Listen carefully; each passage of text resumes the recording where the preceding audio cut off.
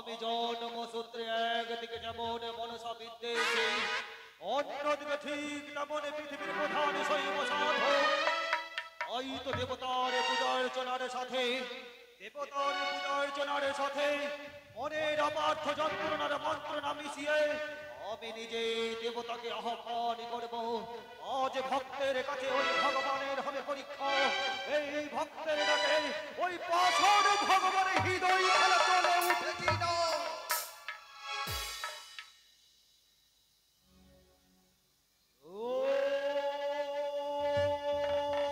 বিশ্বকর্মান ইহা গচ্ছ ইহা তুষ্ট ইহা জন্মের ভদ্রতা অন্য বিষ্ণুরং কুরু।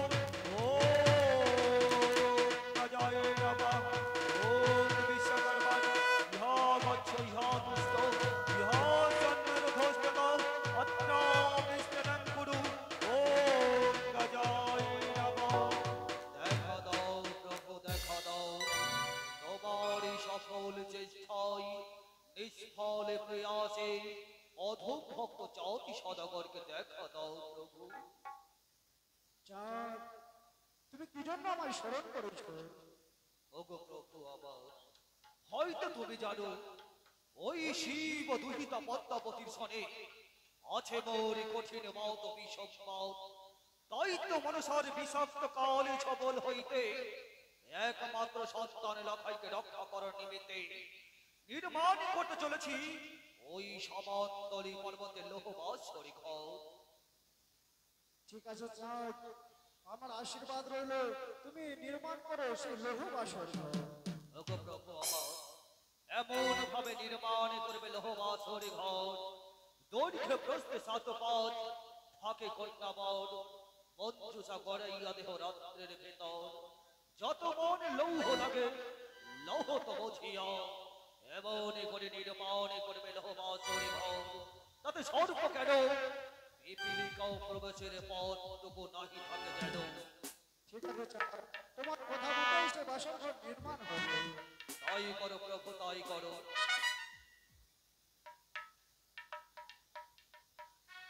ও কামেরা কালীগো,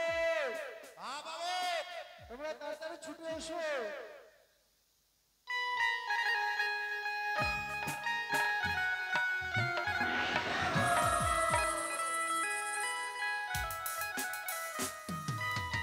প্রণাম হইতে।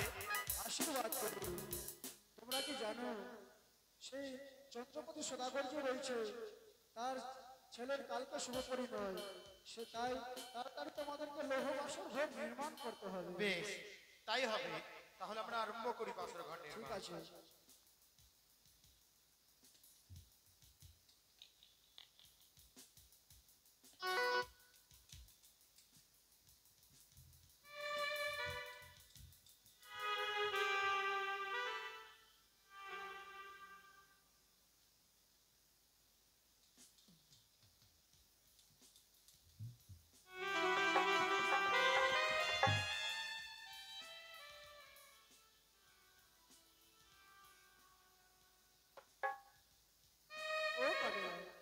সুন্দরভাবে সুন্দরভাবে তৈরি করে সেই লৌহ বাসর ঘর, যাতে কোনো ছিদ্র না থাকে, যাতে কোনো কুকুর লাগাও সেই বাসর ঘরে প্রবেশ করতে না পারে।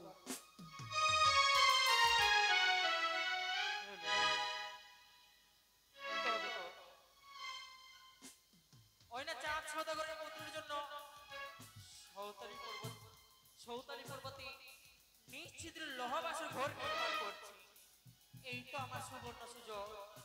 আমি যাব ওই না বিশ্বকর্মার নিকটে, চেয়ে নেব তার কাছ থেকে আমি সুতার পরিমাণ ছিদ্র। বিশ্বকর্মা কালীগো, বিশ্বকর্মা কালীগো, কে আমায় ডাক দিচ্ছে? আমি যে মনসা। মনসা? ও বোন মনসা, তুমি কেন আমার শরণ নিয়েছো? তুমি কি করতে চলেছ? আমি যে সৌতালি পর্বতে লৌহ বাসর ঘর নির্মাণ করছি। চাঁদ সওদাগরের পুত্রের জন্য তুমি নির্মাণ করছো লোহ বাসর ঘর, তাই না? হ্যাঁ মনসা। সেই বাসর ঘরে কিঞ্চিত মাত্র আমার কার্য রয়েছে।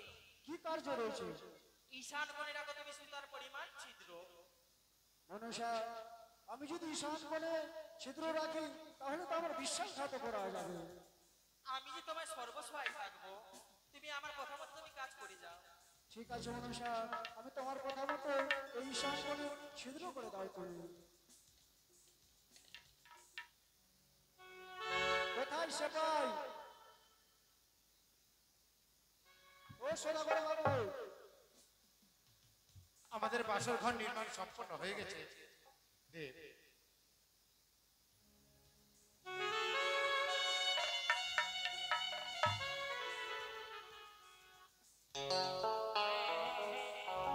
মন্ত্রী বাবু, এই যে লোহ বাসন ঘর আমরা নির্মাণ করে ফেলেছি, তুমি তাকে পরীক্ষা করে দেখে না।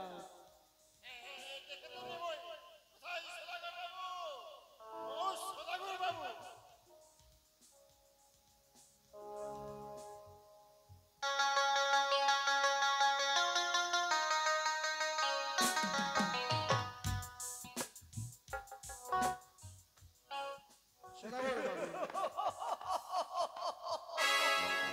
কি সুন্দর নির্মাণ হয়েছিল বাসর ঘর।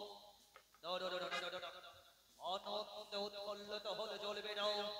এলো বাসর ঘরে গিয়ে আমি সর্বপ্রকারে পরীক্ষা নিরীক্ষা করে দেখব লৌহ বাসর ঘরে কোনো ছিদ্র আছে কিনা। ওহে প্রভু, বলো চাও? এই লৌহ কঠিন বাসর ঘরকে আমি পরীক্ষা নিরীক্ষা করে দেখতে চাই। অবশ্যই তুমি পরীক্ষা করে চাও। কাবিলা কারিগর, এই মহৎ তোমরা বাছরের অপর প্রান্ত হইতে জলধারা পরিশনে করো। বাছরের মধ্যখানে আমি দাঁড়িয়ে দেখবো জলবিন্দু নিচে পড়ে কিনা।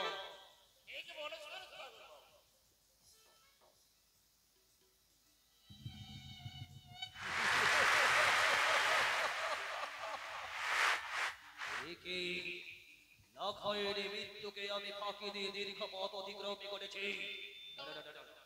এত সহজে সন্তুষ্ট হলে হবে না। কাবিলা কারিগর, এই মহাতরমরা বাসরের মধ্যখানে অগ্নি সংযোগ করো। অগ্নি সংযোগ করে তাহার মধ্যে কিছু ধূপ নিক্ষেপ করো। আর যদি বেরিয়ে যায় একটু ধোঁয়া, কারিগর তো তোমার বংশ গাছে বাঁচতে থাকবে না।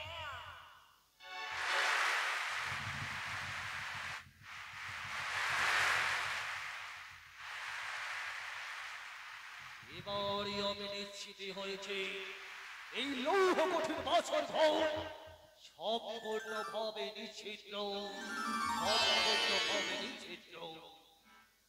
তুমি ধন্য প্রভু, তুমি ধন্য চাঁদ, তোমার কাজ সফল হয়েছে চাঁদ। প্রভু। তোমার কৃপা নয়, ধন্য হলো যে চাঁদের মানব জন্মখানি। ধন্য প্রভু, আশীর্বাদ করি চাঁদ। এসো প্রভু এসো।